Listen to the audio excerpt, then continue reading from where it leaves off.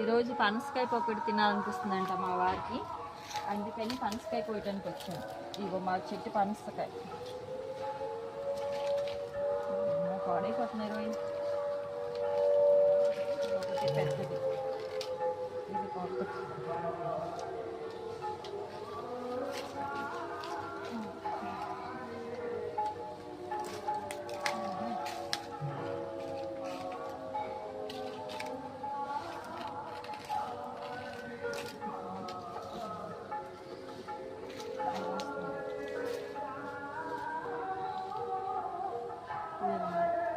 పనసకాయతో పకోడీ చేసి తింటాం అన్నమాట. ఇప్పుడు ఓకేనండి కదా, ఇదిగో చూడండి.